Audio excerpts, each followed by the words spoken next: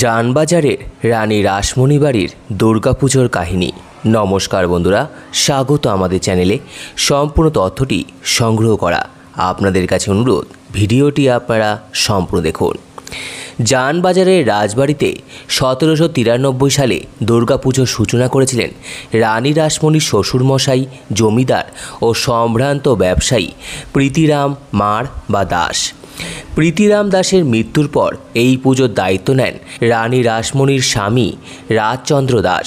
তারপর স্বামীর মৃত্যুর পরে 1837 সালে দুর্গাপুজোর দায়িত্ব নিজের কাঁধে নেন রানী রাসমণি। এই বাড়ির পুজোর সঙ্গে জড়িয়ে রয়েছে বহু ইতিহাস।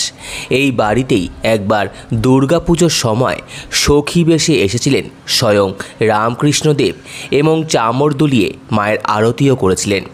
পরে অবশ্য দুর্গাপুজো উপলক্ষে তিনি এই বাড়িতে বেশ কয়েকবার এসেছিলেন।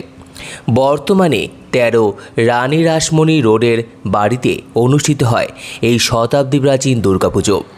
এই বাড়ির দুর্গাপুজোয় মাকে অন্নভোগ দেওয়া হয় না।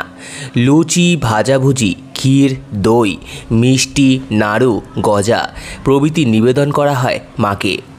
এক সময় পুজো উপলক্ষে এই বাড়িতে ছাগল বলির প্রথা থাকলেও বর্তমানে পশু বলি হয় না, তার বদলে চাল কুমড়ো ও আখ বলি হয়। আগে পুজোয় 40 মণ চালের নৈবেদ্য দেওয়া হতো, তবে এখন দেওয়া হয় 1 মণ চালের নৈবেদ্য। এই বাড়িতে মা দুর্গার মুখ ও গাত্রবর্ণ শিউলি ফুলের বোটার মতো। রথের দিন কাঠামো পুজো অনুষ্ঠিত হয় এবং তার পরের দিন থেকে ঠাকুর দালানে শুরু হয়ে যায় মায়ের প্রতিমা তৈরির কাজ। ডাকের সাজে সজ্জিত একচালার প্রতিমার এক পাশে থাকে ঠাকুর শ্রীরামকৃষ্ণদেব, আরেক পাশে থাকে মা সারদা দেবীর প্রতিকৃতি। রানী রাসমণির ছবিও থাকে ঠাকুর দালানে। সপ্তমী, অষ্টমী ও নবমী 3 দিনই এই বাড়িতে কুমারী পুজো হয়। এই বাড়িতে বোধন হয় মহালয়ার পর প্রতিপদে। জানবাজার রাজবাড়িতে দুর্গাপুজো উপলক্ষে শ্রী রামকৃষ্ণদেবের পায়ের ধুলো যেমন বহুবার পড়েছে, তেমনি এসেছেন রাজা রামমোহন রায়, ঈশ্বরচন্দ্র বিদ্যাসাগর, প্রিন্স দ্বারকানাথ ঠাকুরের মতো গণ্যমান্য মানুষজনও। পুজোর দিনগুলিতে খাওয়ার ব্যাপারেও এই বাড়িতে একটি নিয়ম রয়েছে। শেষ ব্যাচ পড়ার আগে বাড়ির সব মহিলাদের খেয়ে নেওয়ার নিয়ম রয়েছে। শেষ ব্যাচে বাড়ির কোনো মহিলা বসতে পারবেন না। এই ব্যাচে শুধুমাত্রই পুরুষরা বসবেন। কলকাতার বনেদি বাড়ির ঐতিহ্য এক প্রাচীন দুর্গাপুজো। তার মধ্যে অন্যতম এই জানবাজারের রানী রাসমণি বাড়ির দুর্গাপুজো। রানী রাসমণির বাড়ির দুর্গাপুজো বলতে এখন 3 বাড়ির পুজোকে বোঝায়। রানী রাসমণির 4 মেয়ে, পদ্মমণি, কুমারী, করুণাময়ী আর জগদম্বা। বিশাল জমিদারি 4 মেয়ে ও জামাতার মধ্যে ভাগ করা হয়েছিল, আর সেই কারণে আজ 3 ভাগে পুজো হয়ে চলেছে। প্রথমেই বলি চৌধুরী বাড়ির দুর্গাপুজো। রানী রাসমণির বড় মেয়ে পদ্মমণির বংশধরেরা বাড়ির যে অংশে থাকেন সেই অংশে একটি ঠাকুর দালান রয়েছে। সেখানেও দীর্ঘদিন ধরে পুজো হতো। অন্যদিকে রানী রাসমণির মেজ মেয়ে কুমারীর স্বামী প্যারীমোহন চৌধুরীর বংশধরেরা বাড়ির যে অংশে থাকে সেই অংশে একটি ঠাকুর দালান রয়েছে এবং সেখানেও আরেকটি দুর্গাপুজো হয়, যা চৌধুরী বাড়ির পুজো নামেই খ্যাত। এরপর জানাই হাজরা বাড়ির পুজো। রানী রাসমণির সেজ মেয়ে করুণাময়ীর সাথে বিয়ে হয়েছিল জমিদার মথুরমোহন বিশ্বাসে। মথুরবাবুকে নিজের ছেলের মতোই ভালোবাসতেন রানী রাসমণি। বিয়ের বছর 2-এর মধ্যেই মারা যান করুণা।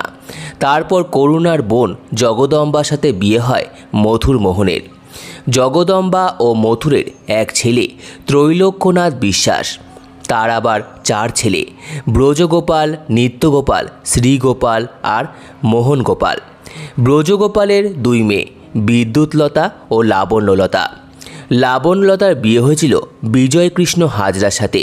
সেই থেকে আজও জানবাজারের মূল বাড়ির এই পুজোর দায়িত্ব সামলাচ্ছেন হাজরা পরিবারের সদস্যরাই। এরপর বলি বিশ্বাস বাড়ির পুজো। জগদম্বা ও মথুরের এক ছেলে ত্রৈলোক্যনাথ বিশ্বাস, তার আবার 4 ছেলে, ব্রজগোপাল, নিত্যগোপাল, শ্রীগোপাল ও মোহনগোপাল। নিত্যগোপালের 2 সন্তান, সুশীল কুমার বিশ্বাস আর সুনীল কুমার বিশ্বাস। সুনীল কুমার বিশ্বাসের ছেলেরাই বর্তমানে 18 রানী রাসমণি রোডে রানী রাসমণির ভবনের দুর্গাপুজো পরিচালনা করেন, যা বিশ্বাস বাড়ির পুজো নামেই পরিচিত। রানী রাসমণির বাড়িতে কাঠামো পুজো হয় রথের দিন। এক চালার প্রতিমার পরনে থাকে ডাকের সাজ।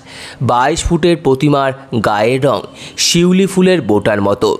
সরস্বতীর মুখ হয় সাদা, অসুরের মুখ হয় সবুজ। এখানে রোজই হয় কুমারী পুজো। আগে বলি প্রথা চালু থাকলেও এখন চাল কুমড়ো ও আখ বলি হয়। সম্পূর্ণ ভিডিওটি দেখার জন্য আপনাদের সকলকে অসংখ্য ধন্যবাদ। ভিডিওটি ভালো লেগে থাকলে লাইক, কমেন্ট, শেয়ার এবং চ্যানেলটিকে অবশ্যই সাবস্ক্রাইব করুন। ধন্যবাদ।